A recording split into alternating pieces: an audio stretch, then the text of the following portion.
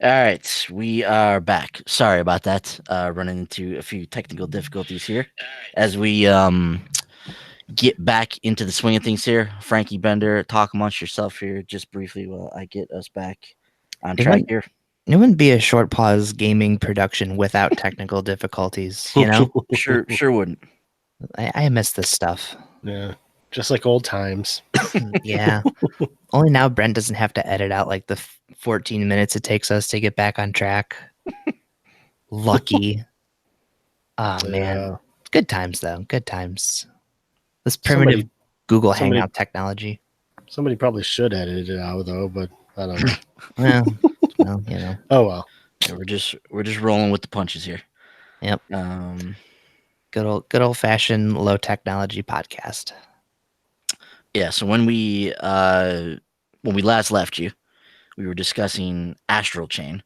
So let's get some kind of final closing thoughts on it. Frankie, do you think Astral Chain has the potential to be like the next big platinum franchise? Do you think this will end up being more of like a niche title when it's all said and done? Do you think it'll reach the heights of like a Bayonetta or something along those lines? I feel like this is going to end up being a one-off for them.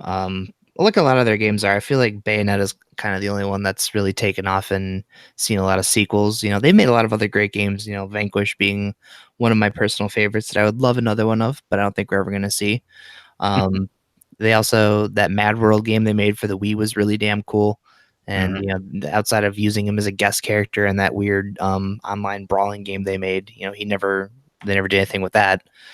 So I'm not sure. I know they very much want to own the IP that they're making, and I assume you know Nintendo probably owns Astral Chain, so it's going to be out of their hands yet again. But no, I think this is just going to be a one and done for them, which I'm fine with. I think a lot of their games they're great, but you know you start going back to the well so many times, it kind of loses what makes it special. Mhm. So. And I say that too, even though I love Bayonetta 2. Like I want to play a Bayonetta 3, but I don't feel as excited about it as you know I would be, you know, just a brand new game from them. Mhm. Yeah. No, I can definitely see that, and yeah, I mean, when they've gone kind of off the beaten path and done some more weird stuff, it's usually been pretty well received too. Like when they did Hmm. like the Wonderful 101, for instance, and a lot of people really love Hmm. that game. Yeah. So yeah, but I'm definitely excited about Astral Chain and to see what that's all about. And actually, we were I think when we got cut off, we were talking about Empire of Sin.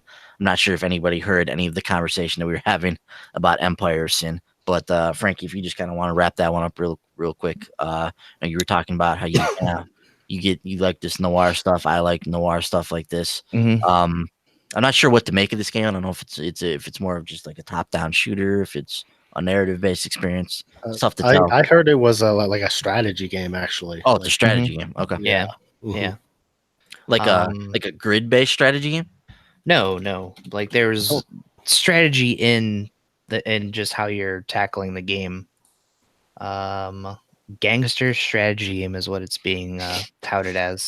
That's the genre. Yeah, it's a character-driven strategy title set in 1920s Prohibition-era Chicago. Build your own criminal empire as one of 14 different bosses. Hmm. You'll compete to run the underworld of organized crime, adapting to randomly generated starting conditions. Hmm. So, yeah, I assume you're basically just trying to build up your mob. And dude, I love mafia games. This stuff's going to be great. The really cool thing about this though is Romero Games. John Romero is actually the co-founder of id. So you know, it's really cool that this is coming from him. You know, he hasn't really made a ton of games. I think a game called Sigil was his last game he put out, Hmm. but he doesn't put out games that often. So to see him like going and making, you know, like a mobster kind of like a strategy shooter game, that's gonna be pretty damn cool. Yeah, yeah, definitely. Bender, do you have any interest in this game at all? Do you get into mobster stuff? not so much. It didn't really jump out to me, but I'd be willing to like look into it and see if it's something that would interest me because I do like strategy games, so it's something I might be interested in, but I'll have to kind of wait and see. Hmm. So Frankie, you say it's not grid based, but so what kind of strategy is it? Like real time strategy, or what is it? Uh, they don't have a whole lot of information. That's just kind of what they're classifying it as. But I'm just guessing Yeah. that you're basically trying to form like the right type of mobs and your gang to go into these different scenarios. Hmm. So I think it's more just like not tactical, but like kind of like not Into the Breach, but I don't know what game I'm thinking of. But yeah, just you're going into these different scenarios and you're kind of planning your way into that scenario so that you're successful. Gotcha. Okay. Yeah, well, I'm definitely interested to learn more about this. So once again, that's a spring 2020 title. So, I apologize because we cut out during that conversation, so I don't know what you guys actually heard of us talking about Empire of Sin. But we'll wrap that up there and move on to Marvel Ultimate Alliance 3. Obviously a Marvel game. Obviously, I'm very excited about it. I'm a big fan of the Ultimate Alliance games. I've really been lamenting the loss of Marvel Heroes Omega, and this game kind of taps into that kind of part of the Marvel experience. So I'm really excited about Ultimate Alliance 3, July 19th, 2019. Obviously, I'm a huge fan of Thanos and everything that goes into his story. So to have this revolve around the Black Order and him and the Infinity Stones in some respect, and we see just tons of cool characters in the trailer. Magneto's in there, Ghost Rider's in there, just the Miles Morales is in there, just a whole host of different characters that I can't wait to get my hands on. So super pumped about this game. I'll definitely be there for this July 19th. Bender, I know you got to be excited about this one, man. Oh yeah, yeah. I'm a big fan of the Ultimate Alliance games as well. I remember playing those, and it's good times, playing with friends and Mm-hmm. laying down the hurt on the bad guys, and so I really hope this turns out to be cool. I I I think it'll be fun to have on the go if you're on a road trip. Bust out some Marvel Ultimate Alliance Oh yeah. on the go. That'd be awesome. Mm-hmm. I think the voice cast sounds pretty cool too. It sounded like they have Ian McKellen voicing Magneto. Magneto. It, it, if Oh it's really? if it wasn't him, it sounds a lot like it. But so that's pretty cool too. But yeah, I'm definitely looking forward to this one. I think this is going to be a day one purchase for me. Yeah, definitely. I will be there on day one as well. We also got they gave us a hint as to what's in the expansion pass with Marvel Knights, X-Men, and the Fantastic Four included in there. Which some of the stuff they showed in this, obviously they showed X-Men characters, they showed Ghost Rider, who would presumably be part of Marvel Knights. So I wonder if some of the stuff they showed in the trailer was from the DLC. So don't know exactly what the DLC is going to encompass, if it's just characters, if it's stages, whatever the case may be. Definitely like really excited about this game. What do you think, Frankie? You hopping into this one? And one thing I want to ask you about is what do you think, is this going to be like an acceptable online experience with this game? Are we going to be able to link up with each other like fairly easily, or is this going to be like an ordeal? I'm sure it'll be an ordeal, but that's I don't know. I just sort of expect that with a lot of these games anymore. Yeah. Especially after Monster Hunter. That's that's the one game I always look at. I'm just like, dude, this game really shouldn't be this complicated to play with people. Yeah. But even the stuff that we've tried doing on the Switch before has been a little challenging. So I like to hope that they finally figured that out for this one. But then again, they're adding the ability to play Mario Maker 2 with friends later on. So I have little faith that right off the bat this is going to work out well online, just linking up. But that being said, though, I do think this game is going to be a lot of fun. Mhm. Just because knowing how next month is looking for me, I'm probably not going to grab it on day one. I will be picking this game up at some point, though. But this is one that if I have that game sitting somewhere, I'm going to want to play it. And it's a bad temptation to have right now. So I got to sit it out for a couple weeks.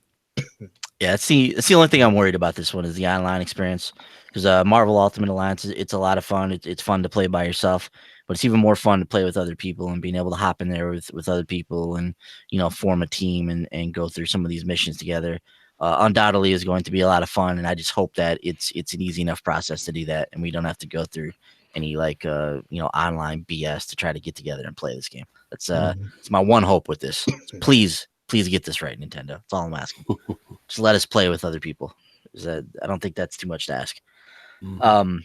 So moving on from Ultimate Alliance, we saw Cadence of Hyrule make another appearance. This is, of course, the Crypt of the Necrodancer Zelda spinoff. So this will be out actually June 13th. So in just a couple days, we Hell will be able yeah. to get our hands on this and experience it. And just hearing some of the just in the trailer, some of the different takes on some of the Zelda songs, it sounds like this is going to be a pretty cool game to play. Obviously, Oh, yeah. music's a big part of Crypt of the Necrodancer. It'll be a big part of Cadence of Hyrule as well, and you can play as Link, Zelda, or Cadence as well. So looks like it's gonna be a fun time. I know you guys are probably excited about this one. Mm-hmm. I am. I never played Crypt of the Necrodancer, but I do like rhythm games, and of course, I love Zelda. So this is something I'm interested in. I think it's really cool. It's really cool that an indie developer got to be able to use that license too. Yeah, Mm-hmm. definitely. Yeah, Crypt of the Necrodancer is a very unique title. It's hard as hell too. I remember playing that game on the Spotlight and just getting my tail whipped. Yep. Playing that game. It's a tough game. So I imagine this one's going to be tough as well. But it is a very unique and pretty fun spin on the formula. Did you ever play Crypt, Frankie? Oh yeah, yeah. I am like you. I'm just got awful at that game, but Yeah, really bad. It's a really really unique and cool concept. Definitely a game that you need to put some time into to do well with, or just be insanely coordinated, which I'm not anymore. So it's whatever. But no, like you said, this looks awesome, and that music, that soundtrack needs to come out like right now. Yeah, we'll keep our eyes peeled for that one. Don't know what their plans are for the soundtrack, but yeah, I think I'd like to get my hands on that as well. So moving on from Cadence, we saw Mario and Sonic at the Olympic Games. This will be out this November. This takes place in based off the Tokyo 2020 Olympics. Typical Mario and Sonic Olympic Games. This looks like it could be a decent bit of fun though. Looks like they got some fun games lined up for the Olympics there. And then we saw a game that many people were waiting to see, which was Animal Crossing.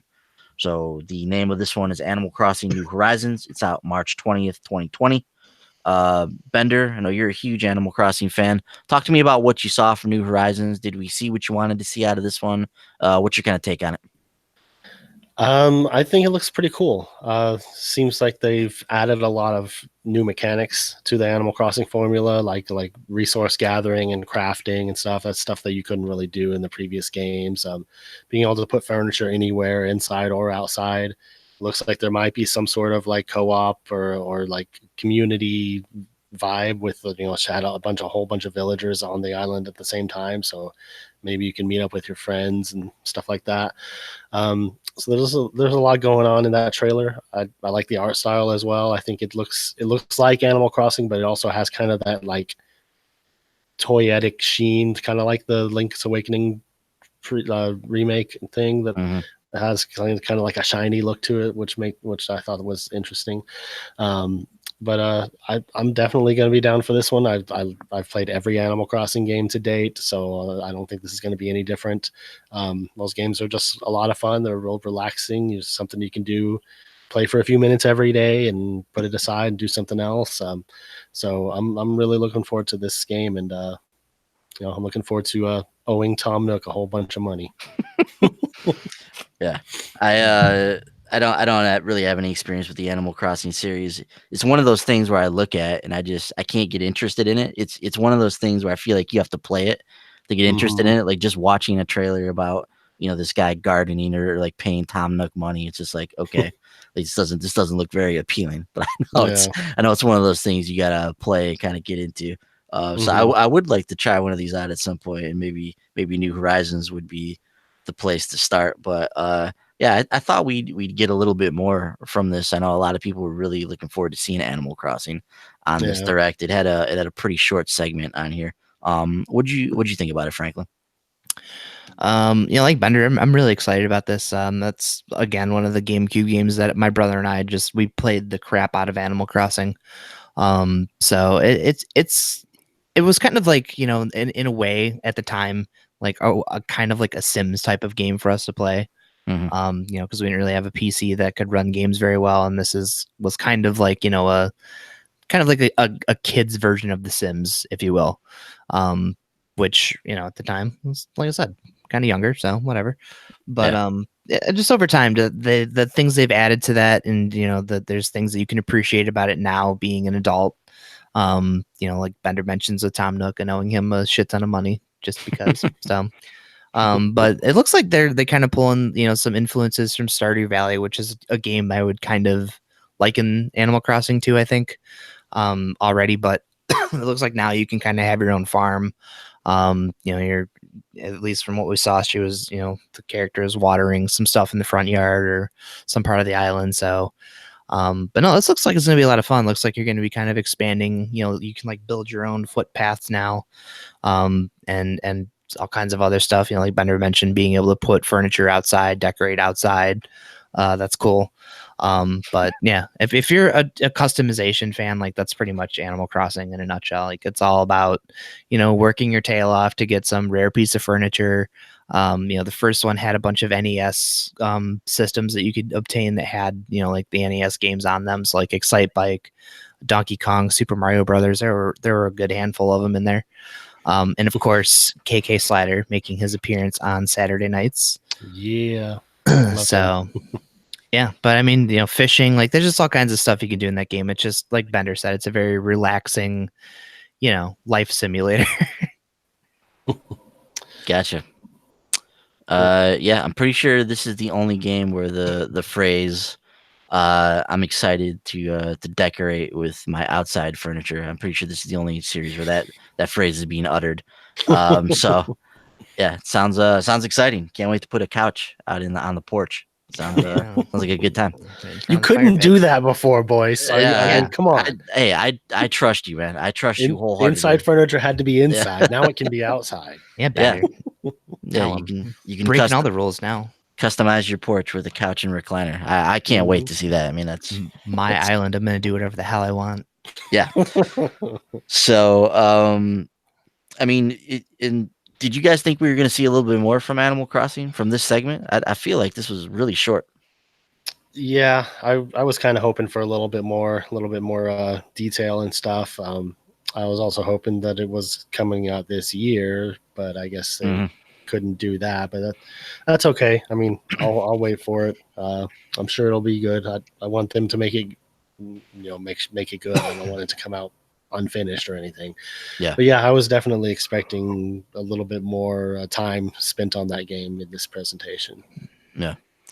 Yeah, I know a lot of people were talking about Animal Crossing prior to this presentation, and it's one of these things that's been happening at a lot of these E3 conferences, especially this year, where they're showing us a little bit about the game, and then they're expecting you to go watch the Treehouse stream or one of these other live streams that somebody's doing to like learn more about the game. And like I get it, there's a lot of information to talk about these things, but like when I'm watching the E3 conference or I'm watching the video, whatever it is, like I want to see the stuff about that game there. Like I don't have to commit to another stream or another video sometime down the line. So I hope this is a trend that stops, but I feel like it's not. I feel like this is the way things are going right now. So maybe I'll just have to get used to it.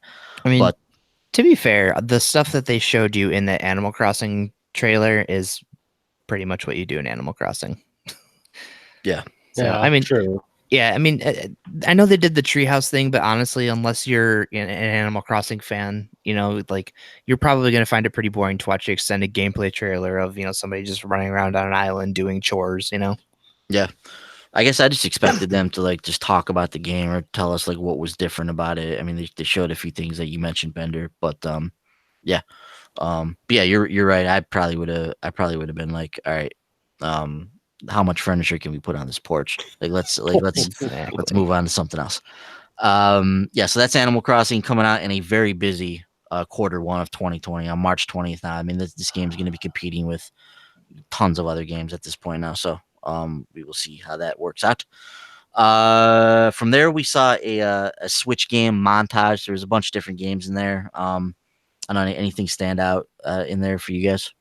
They flashed like, I don't know, 10, 15 games and gave a couple of release dates in there for a few of them. A lot of them were games that are either out before on other platforms or that are also coming to the Switch. Anything stand out in there for you though?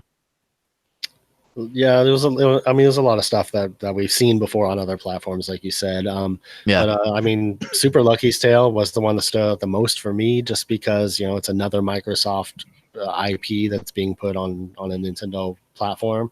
So Mhm. that obviously their business relationship continues to grow, which is pretty cool. Um, Bender, it's new Super Lucky's Tale. oh, well, Duh. excuse me. Yeah. Actually, I don't think that's a Microsoft franchise because I think that debuted with Oculus. Oh, that's true. Yeah, but the sequel was a Microsoft exclusive, right? Yeah. Because the Yeah. first one was Lucky's Tale. That was the Oculus title, and then Yeah. Super Lucky's Tale, and this is new Super Lucky. I wonder what's different about it. It's new. Is Capcom the developer on this game? No, it's Playful Games. Might we get a new Super Lucky's Tale 2 Turbo Deluxe Edition? Maybe. I was thinking of the of the Nintendo naming convention, like new Super Mario Brothers, new Super Lucky's Tale U, Yeah. Switch Edition, Deluxe. Yeah, Plus, Switch Deluxe. Deluxe. Yeah. Anyway, and then another one was Spyro. I knew that was going to eventually come to the Switch. That's why I didn't buy it when it came out. So I might be picking that up on the Switch when it comes out. Yeah. I think they showed a Hollow Knight expansion, or I don't know if it's a new game or what it is. Yeah. That was the one. That's the one that was supposed to be an Silk expansion. something. Yeah, Silk Story or something. Yeah. Yeah. It was supposed to be an expansion. Then they just converted into a whole new sequel because they kept adding more and more stuff to Ooh, it. okay. So it's a true sequel to Hollow Knight. Hell yeah. All right. I'm down. Yeah. That's the only thing I fixated on was Hollow Knight. Yeah, I mean, it was weird they flashed that for like 3 seconds. I mean, if it's truly a sequel to Hollow Knight, you would have thought that it would have got a little more publicity than that, because it's the first time I'm seeing it, and Bender's saying it's a brand new game. It's like, man, can we get a little more fanfare about this game that everybody loves? It's what I heard anyway. Yeah. Okay, well, that's cool. I was wondering the same thing. I saw it. I was like, is that a new game? Is that a DLC? Like, what is that? But that's cool to know. Oh yeah, isn't that centered around what's her name? Hornet? I think I didn't that's play Hollow Knight, so I don't know. Oh, okay, yeah. Hornet was I think one of the first or the second. It was the second boss fight because the first one was False Knight. But I want to say yeah, they're making a game based on Hornet, and she's pretty badass. Like that boss fight, she whoops your ass. So if this game is based around her being able to play as her, that's gonna be fun. Yeah, it did look like a different character, so you're probably right. Yeah, it was definitely a different character. 100%. So definitely curious to see more of that. Trying to see what else was in this montage. Alien Isolation was in there. Yeah, An that was old game weird. coming to Switch. Yeah, Weird one to put in there. super weird. So yeah, if you are dying to play Alien Isolation and you haven't played it in the last 5 years, you get a chance to play it on the Switch now. Super Cooper has the best tweet about that game. I think he said something like, "Now you don't have to play this game and shit your pants. You can play it while you're sitting on the toilet." There you go. The aforementioned Super Cooper in the chat now as well. So Yeah. say hello. Brent can finally finish the game. Yeah, Coop. Of course, we had to get Bender on here to talk Nintendo. So, but it's only proper. All right, guys.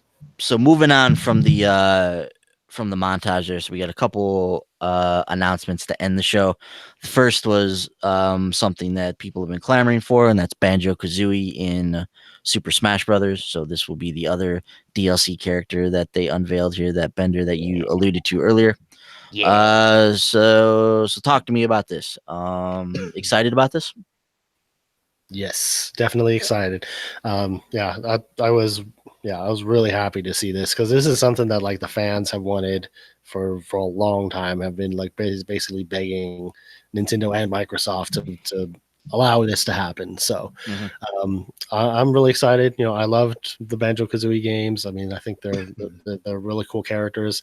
I've always thought they would be a perfect fit for Smash, because they've already got like a good move set built in just in the games that they have. I could always imagine what sort of moves they would have in Smash. So I think they're going to be a perfect fit. And like, I wasn't sold on the fighter pass before now, but now I am. I'll probably get the fighter pass, so I can definitely get Banjo and Kazooie in the game. Can you only get these guys in the fighter pass, or can you buy them No, individually too? they can be bought individually, but I was like, I wasn't really super interested in like Joker or even the Dragon Warrior. But if I'm gonna buy one, I might as well get the fighter pass and get them all. Yeah, Might That's as my well. philosophy. that's always where I'm at too. Because if they came out with 4 fighters and I didn't care about any of them, I wasn't even going to bother. That's why I waited. But Yeah. now there's at least one character I really want, then I'll probably get the fighter pass, get them all. Mhm. Yeah. Is there anybody who would be in the fighter pass that would make you not want to buy it? Like, there's just one character that showed up. You're like, no way, I'm going anywhere near this thing. Was Waluigi already in the game? He's an assist trophy, so he's not going to be. Yeah, if they If Doom Guy turns out to be a thing, that might turn me away. I think that would be stupid. Yeah. So from this day forward, I'm now rooting for Doom Guy to be the 4th character in the fighter pass. So let's make that happen, Nintendo. If that happens, I will just be buying Banjo-Kazooie by themselves. dedication. Frankie, talk to me about Banjo, man. Yeah, like Bender, I'm very excited. The gameplay trailer they showed for them was really cool. Is the moveset looks really cool. Also, really great thing they did was Grant Kirkhope is doing the music for the stage for them. So he also did the music for the trailer and whatnot, which hopefully he releases. Because I love the Banjo Kazooie theme. I love it. So, but yeah, I have nothing more to add to Bender's excitement here. I'm definitely sold on buying that fighter pass to get Banjo Kazooie. I mean, I actually don't mind Joker. I've never played any of the Persona games, so I don't really have an attachment to him. But he seems like a cool character. And it just, at that point, it's like, all right, well, I mean, 2 out of the 3 they've announced so far. I'm like, okay, yeah, definitely Banjo Kazooie though. That's a huge addition. I'm glad this is finally able to happen. Cooper thinks fighter number 4 should be Keanu Reeves. So yes. So might as well make that happen, right? Or maybe the Terminator. He's literally shown up in every game That's a good at point. E3. So maybe we can add the Terminator in as the 4th character. Yeah, you're right. So I was going to mention, Frankie, that I saw Grant Kirkhope tweet that the music in the trailer is going to be in the game, and I saw someone else tweet that they have put the Banjo-Kazooie music on the Smash Brothers website. So I think we can go and listen to it if we want. So that's pretty talking cool. about. Love when people are on the ball with this stuff. Mm-hmm. And I saw somebody else tweet that they liked that somebody tweeted that. So okay. No, that was me. No, okay. We've come full circle. Good. So yeah, it's and Cooper says we're all breathtaking. No, you're breathtaking, Cooper. No, you're breathtaking. Yeah, you stop it. Yeah, so that's Banjo-Kazooie. Obviously, a lot of people excited about that one. I don't have any particular attachment to the franchise, but definitely excited that those characters are coming over to the game finally. A lot of people have been clamoring for it. They look like they're going to be fun to play as, so I will be looking forward to that myself. And from there, we had one final reveal, which was a Zelda reveal. So they came out. I forget the guy's name who was at the end of the show here, but he came out and he was like, of course, these aren't the only games we're making. There's many more titles in development for Switch, yada yada yada. Of course, there's other games that they're making besides the ones that were shown on this direct. Then they showed us a brief trailer and flashed a little screen that said the sequel to Breath of the Wild is in development right now. So Bender, talk to me about this, man.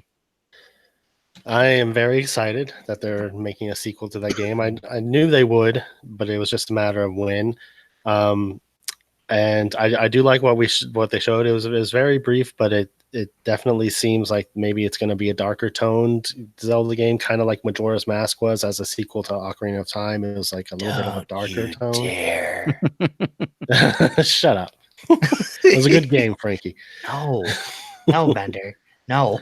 I'm not comparing it to. I'm sure they're not going to do a time cycle like they did with that game. I'm just saying. I'm just comparing it to the tone.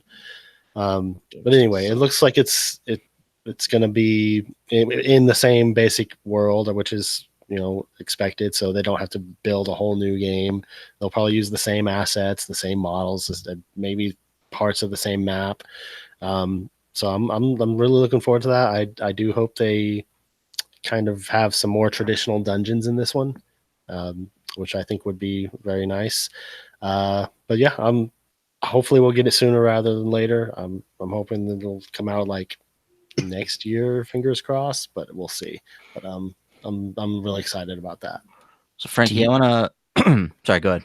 I was going to ask Bender, do you think we're going to get this first or Metroid Prime 4? I think we're more likely to get the Zelda game first because like I said, they've already got all the assets. They're using the same engine, the same models and stuff like that. I can imagine it shouldn't take them like Breath of the Wild took like 6 years. I don't think it'll take that long for this game since they've got all that stuff already. Metroid Prime 4 was just rebooted and just like scrapped and started all over. So we're not going to see that game anytime soon. Yeah, it's going to be a while for Metroid Prime 4, unfortunately.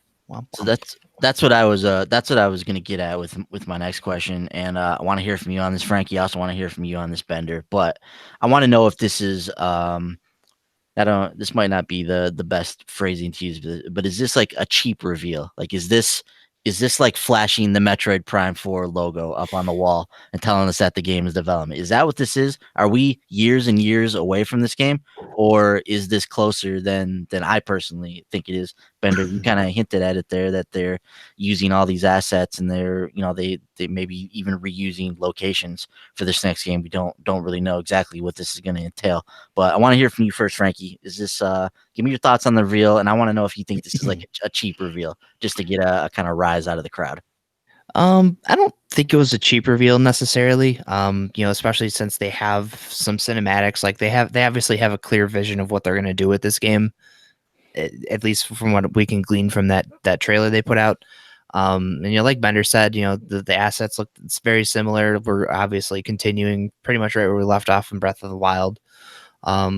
Which that's great. I mean, that was a huge world.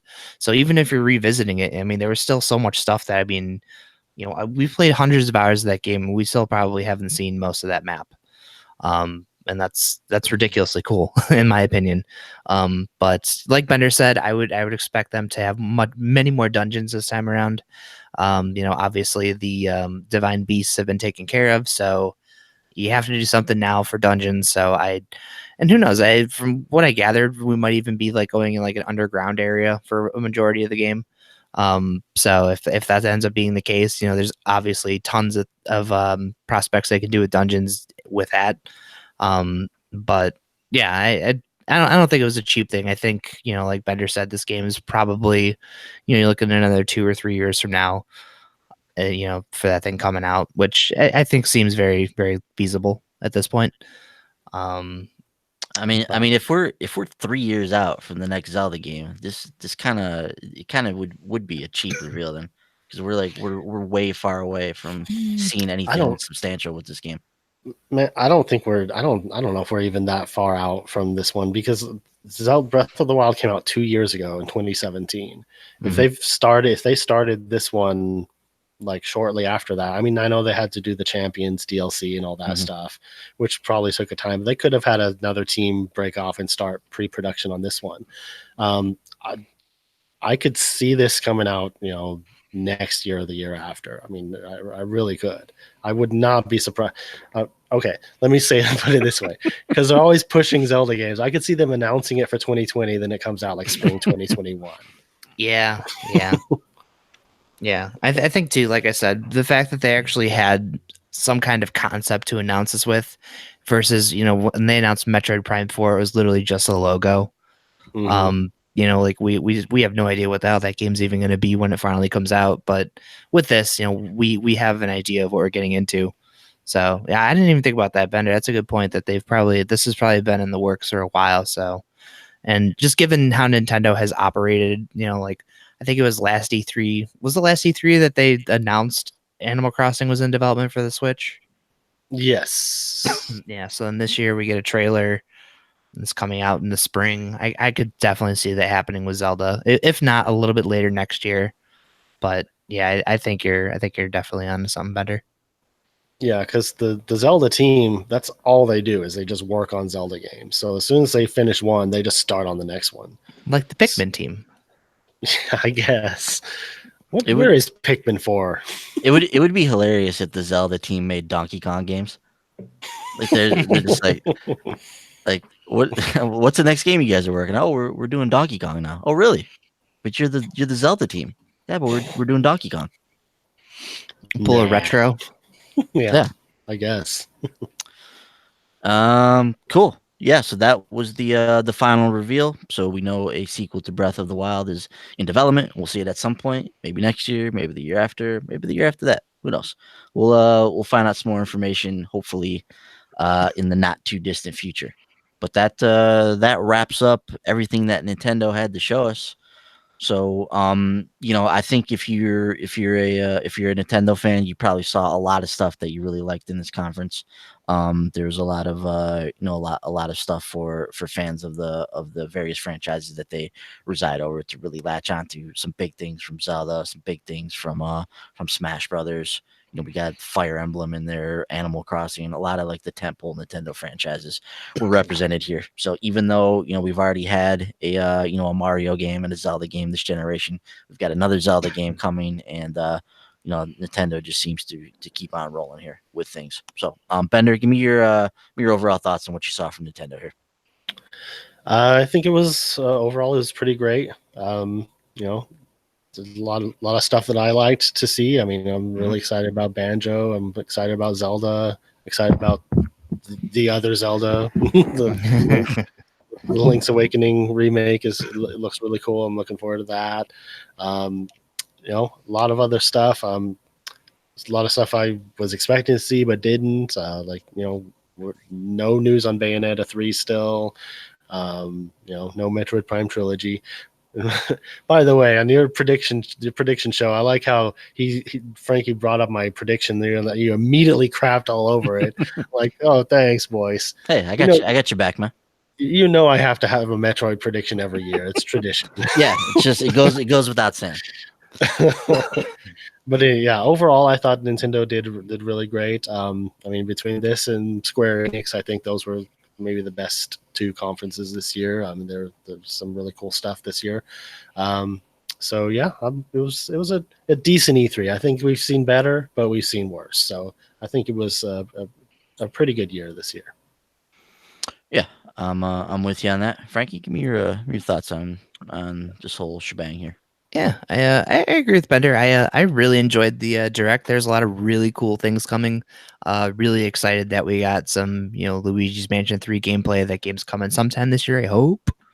Probably wintertime either way, but that was the one thing I desperately wanted to see coming into this conference. The fact I didn't even think we were going to see any kind of gameplay for Animal Crossing, honestly. I thought we were just going to maybe get a name and like some kind of really short teaser video or something, but it sounds like there's a fair amount of gameplay out there because they had a pretty nice treehouse with it. So the game sounds like that's coming along pretty well. Even the fact that we're getting a new No More Heroes game, I didn't think we were going to get like another full-fledged one of those. So I'm really happy to see that coming along. There's some things in there like I want to like that Daemon X Machina game. I really hope that after they did the beta, they've kind of tightened that game up a bit and made the gameplay a lot better, much more fluid. From what you would expect just from seeing that thing in action. Obviously, these September release dates are killing me. But I don't want to miss this Link's Awakening re-release. That looks really cool. Obviously, Cadence of Hyrule coming out later this week. I'm gonna be picking that up. Just because like I said before, I'm a big fan of Necrodancer, even though I suck at it. But yeah, I felt like Nintendo had a lot of really cool stuff to show. Really bummed we didn't get a new F-Zero game, but it's whatever. But yeah, then the fact that we now know that they're working on the next big Zelda game is also really cool. So good stuff. Cool. So that is going to wrap it up for us. Coop says Nintendo had a great show. You need to get a Switch. Definitely, man. Earl89. And shout out to you, my friend, for stopping by. Appreciate you being here. He says, I agree with Bender too. He has a lot of good insights to share. I'm glad he joined tonight. So there you go, Bender. Shout out thanks, from Earl89. Appreciate that. Appreciate you being a part of the show. But yeah, that's gonna do it for us. That's gonna wrap up our E3 coverage here at Short Pause. Appreciate you guys watching our content over the last 3 days as we've covered all the press conferences and the reveals, giving you our reactions to that. Obviously, big shout out to Bender for joining us on the Nintendo show tonight. It's good to have you back in the chair, my friend. Good to be here. Good to have you on the show with us. I'll be back sometime soon to give you guys an update on what we're doing here at Short Pause. So be on the lookout for that. We'll kind of lay the land on what you guys can expect moving forward. But Frankie, it's been a good time going through E3 with you. Thank you for joining me for it all. Yeah, Appreciate it. Thank you for having me. So shout out to Cooper, shout out to Earl89, shout out to everybody who watched our shows over the last 3 days. Appreciate you guys being here, being a part of the show, being a part of the comments. Have a good night, Coop. Appreciate it, man. So, but yeah, that's gonna do it for us. Thanks everybody for stopping by. We'll see you on the next video, and have a good evening. Enjoy watching the rest of E3. Good night. See ya.